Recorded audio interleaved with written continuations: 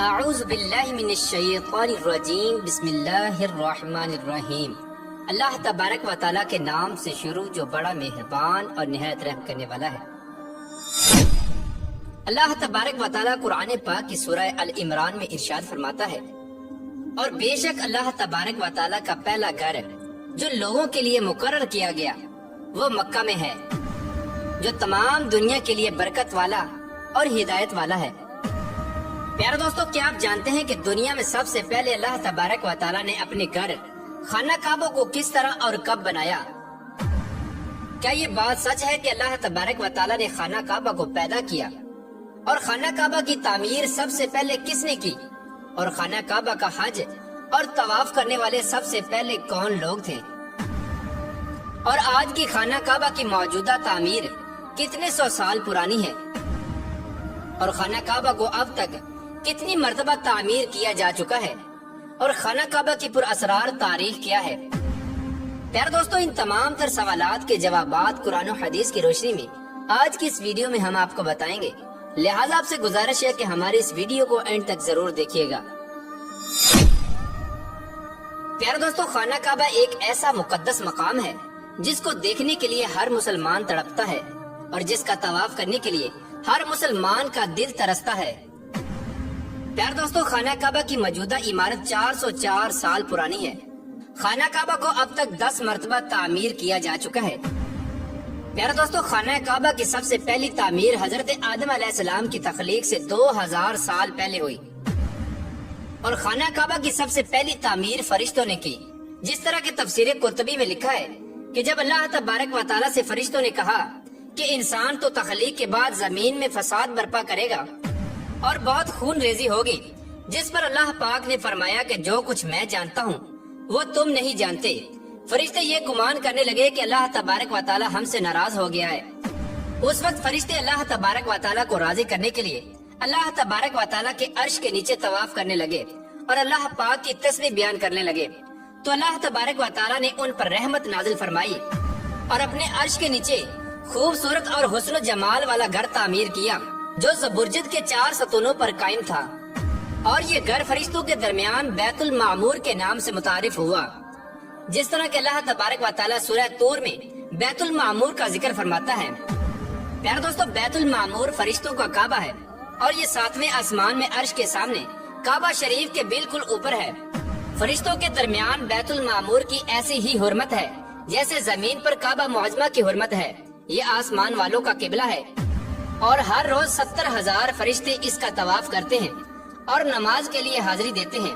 جو فرشتہ ایک بار بیت المعمور میں طواف کر لیتا ہے یا نماز پڑھ لیتا ہے، اس کے بعد دوبارہ اس کو کبھی موقع نہیں ملتا، بلکہ ہر روز نئے 70,000 فرشتے بیت المعمور میں حاضری دیتے ہیں اور اللہ تبارک و تعالیٰ کی عبادت کرتے ہیں۔ بخاری اور مسلم شریف کی حدیث ہے کہ حضور پاک صلی اللہ تعالی علیہ وآلہ وسلم کو بھی بیت المعمور دکھایا گیا۔ پیارے دوستو، سب سے پہلے اللہ تبارک و تعالیٰ نے فرشتوں کے لیے کعبہ بنایا جس کو بیت المعمور کہا جاتا ہے۔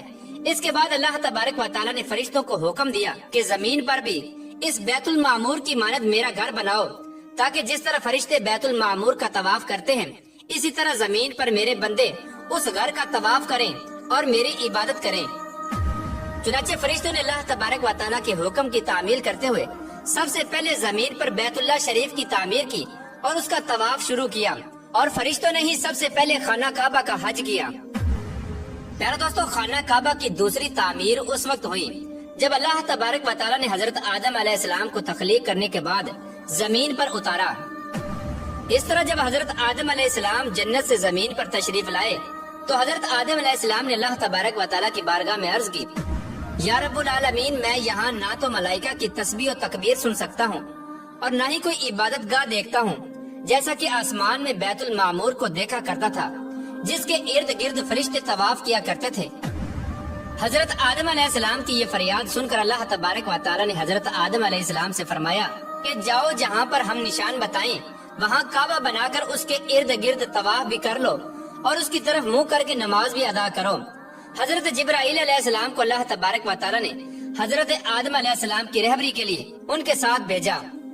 چنانچہ حضرت جبرائیل علیہ السلام اللہ تبارک و تعالیٰ کے حکم کے مطابق حضرت آدم علیہ السلام کے ساتھ چل پڑے اور انہیں اس مقام پر لائے جہاں سے زمین بنی تھی، یعنی جس جگہ سب سے پہلے زمین کی جھاگ پیدا ہوئی تھی اور پھر وہی جھاگ پھیل کر پوری زمین بنی۔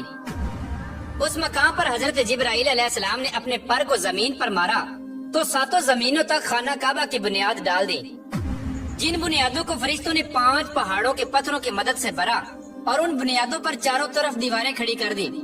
ان 5 پہاڑوں میں کوہ لبنان، کوہ طور، کوہ جود ہیرا وغیرہ بھی شامل تھے۔ اس طرح اس دوسری تعمیر میں حضرت جبرائیل علیہ السلام، حضرت آدم علیہ السلام اور حضرت اما حوا رضی اللہ تعالی عنہ نے بھی شرکت کی۔ حضرت اما حوا رضی اللہ تعالی عنہ مٹی اٹھا کر لاتی اور حضرت آدم علیہ السلام خانہ کعبہ کی تعمیر کرتے۔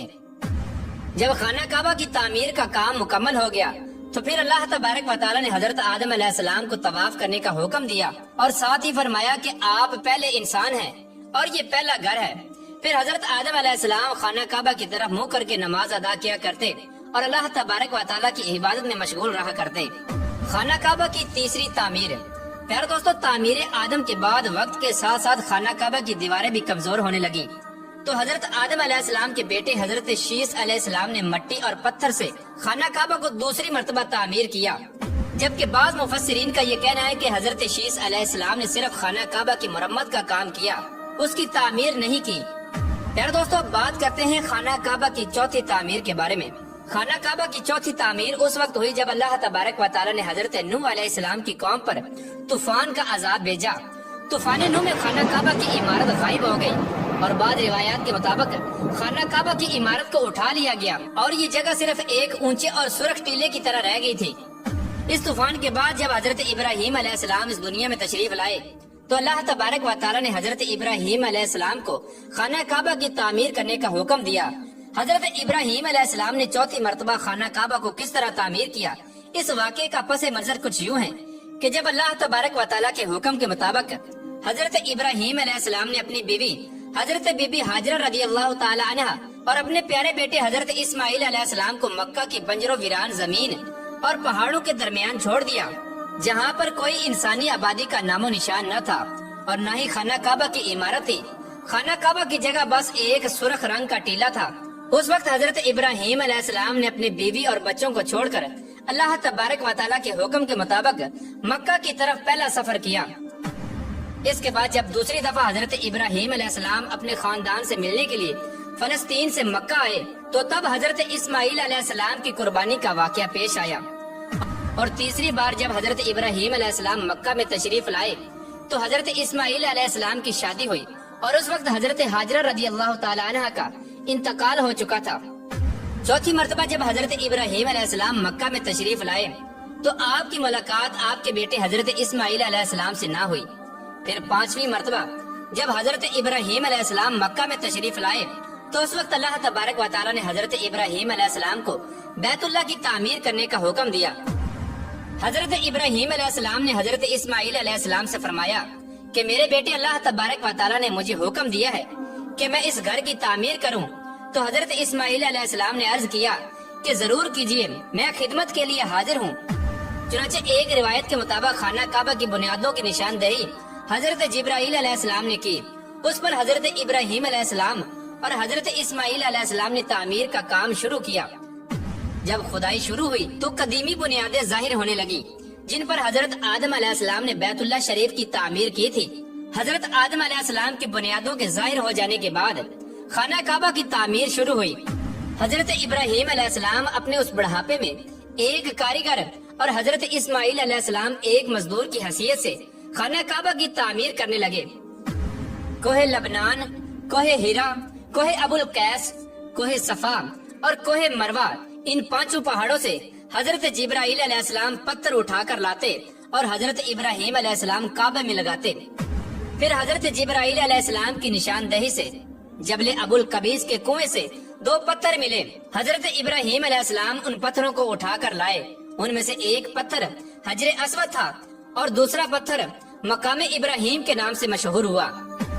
پیارے دوستو، مقام ابراہیم وہ مشہور پتھر ہے جس پر کھڑے ہو کر حضرت ابراہیم علیہ السلام نے کعبہ کی دیواریں بلند کی۔ جیسے جیسے خانہ کعبہ کی دیواریں بلند ہوتی جاتی ویسے ویسے یہ پتھر بھی ہوا میں بلند ہوتا جاتا۔ پیارے دوستو، نبی کریم رؤوف الرحیم صلی اللہ تعالی علیہ وآلہ وسلم نے ارشاد فرمایا کہ حجر اسود جب جنت سے اتارا گیا تو دودھ سے بھی زیادہ سفید تھا، پھر انسانوں کے گناہوں نے اسے سیاہ کر دیا۔ اور ایک اور روایت کے مطابق نبی کریم رؤوف الرحیم صلی اللہ تعالی علیہ وآلہ وسلم نے ارشاد فرمایا، حجر اسود اور مقام ابراہیم جنت کے یاقوتوں میں سے دو یاقوت ہیں، اللہ تبارک و تعالی نے ان کے نور کی روشنی کو بجھا دیا۔ اگر اللہ تبارک و تعالی ان کے نور کی روشنی کو نہ بجھاتا تو یہ مشرق سے مغرب تک سب کو روشن کر دیتے۔ خانہ کعبہ کی 5ویں اور 6ٹھی تعمیر۔ خانہ کعبہ کو 5ویں بار قوم عمالقہ اور 6ٹھی مرتبہ قبیلہ جرہم نے تعمیر کیا۔ قبیلہ جرہم میں سے جس شخص نے یہ کام کیا اس کا نام حرس بن مداد اصغر تھا۔ خانہ کعبہ کی 7ویں تعمیر۔ خانہ کعبہ کی 7ویں تعمیر کرنے والے نبی آخر الزمان حضرت محمد مصطفیٰ صلی اللہ تعالی علیہ وآلہ وسلم کے پاک نسب میں سے ایک بزرگ ہیں جن کا نام حضرت قصا بن کلاب تھا۔ انہوں نے خانہ کعبہ کی از سر نو تعمیر کی اور ایک بے مثال پختہ عمارت تعمیر کرائی۔ پیارے دوستو، خانہ کعبہ کی 8ویں تعمیر کی ضرورت اس وقت پڑی جب قبیلہ قریش کی سرداری کے دور میں ایک زبردست سیلاب آیا جس سے خانہ کعبہ کی دیواریں بے حد کمزور ہو گئی، تو متفقہ فیصلے کے تحت خانہ کعبہ کو قبیلہ قریش نے دوبارہ سے تعمیر کروایا، جس تعمیر میں نبی آخر الزمان حضرت محمد مصطفیٰ صلی اللہ تعالی علیہ وآلہ وسلم کی ذات اقدس نے بھی شرکت فرمائی۔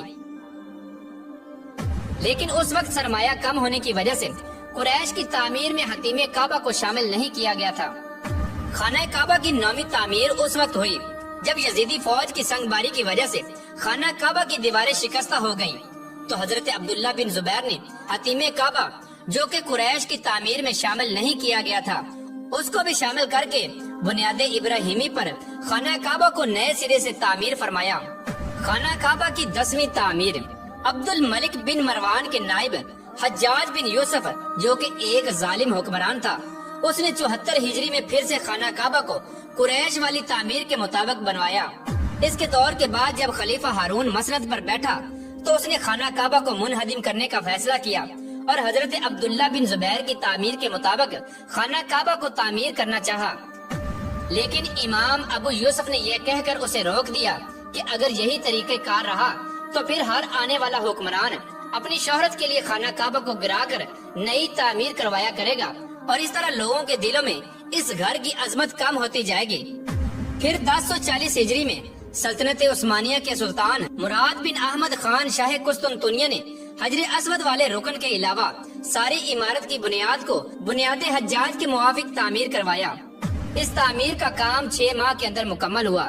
اس نے خانہ کعبہ کے اندر سنگ مرمر کا پتھر لگوایا اور نہایت ہی خوبصورت چھت بنوائی، اور باہر کی دیواریں سنگ خارا سے چونا میں چنی گئیں اور نہایت ہی نفیس اور ریشمی سیاہ رنگ کا پردہ خانہ کعبہ پر ڈالا گیا جس پر کلمہ طیبہ تحریر تھا اور سنہری لفظوں میں سلطان کا نام بھی لکھا ہوا تھا۔ اس طرح سلطنت عثمانیہ کی تعمیر کے بعد شاہ فہد بن عبد العزیز نے سن 1417 کو بیت اللہ شریف کی تجدید کا کام شروع کیا، لہٰذا اس طرح خانہ کعبہ کی موجودہ عمارت کم و بیش 404 سال پرانی ہے، کیونکہ یہ عمارت 1040 ہجری میں بنی اور اب 1444 ہجری ہے۔ اللہ تبارک و تعالیٰ سے دعا ہے کہ اللہ تبارک و تعالیٰ اپنے بیت اللہ شریف کی بار بار زیارت نصیب فرمائے اور حج بیت اللہ کی سعادت نصیب فرمائے۔